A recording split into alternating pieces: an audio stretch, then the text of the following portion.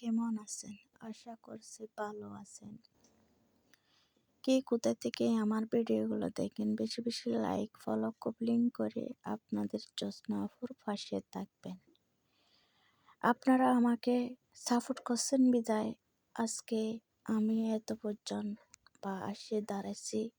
এটার জন্য রাখো শুকরিয়া আল্লাহর দরবারে। আমার সফর কতটুকু হয়েছে আপনাদের মাঝে তুলে ধরতেছি, আপনারা দেখেন। আসলে আমি অনেক কষ্ট পরিশ্রম করে যাচ্ছি এই ঘর নিয়ে। কেউ আমার পাশে দাঁড়ার মতো মানুষ নেই, কেউ আমাকে একটু হেল্প করার মতো মানুষ নেই। আপনজন অনেক অনেক, কিন্তু তাকে সবার পাশে।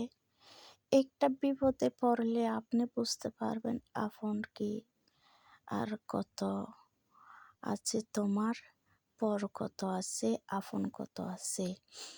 আসলে আপন থেকে পর অনেক ভালো, এটা আমার ভালো লাগে। যাই হোক, অনেক পর আমাদেরকে অনেক ভালোবাসেছে, অনেক কিছু করছে, অনেক সাহায্য করছে, অনেক সাহায্যের হাত বাড়াইছে। এটার জন্য রাখো রাখো শুকরিয়া আল্লাহর দরবারে। কিন্তু একটা আপনজন এখনো আমার পাশে দাঁড়ায় নাই, আমাকে একটু দেখে নেই আমি কি করতে পারতেছি, একটু আমাকে ফোন দিয়ে বা কিছু জিজ্ঞেস করে নাই। কিন্তু আমি অনেকজনকে, অনেক আপনকে আমি হেল্প করছি, বারবার দিয়ে যাচ্ছি টাকা পয়সা, বা যে সময় আমার থেকে ধার চাইছে আমি দিয়েছি। এখন আমার বিপদে পাচ্ছি না। আসলে সমস্যা নেই, যার জন্য আপনজন মা বাপ আত্মীয় স্বজন থাকে না, তার জন্য অবশ্যই আল্লাহ তাআলা থাকে। আপনারা মনে রাখবেন, আমার জন্য বেশি বেশি দোয়া করবেন, আমি যেন এই স্বপ্নর বাড়িটা শেষ করতে পারি, এই স্বপ্নর বাড়ির কাজ যেন আমি সফলতা করতে পারি। আপনারা আমাকে দোয়া করবেন, আমি যেন সুস্থ থাকি।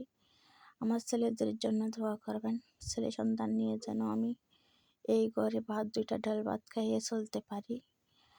আসলে আল্লাহ তাআলার কাছে যেটা চাবেন সেটা অবশ্যই পাবেন, কিন্তু আপনার নিয়ত, আপনার নিজের কলব, আপনার যে ঈমান থাকতে হবে।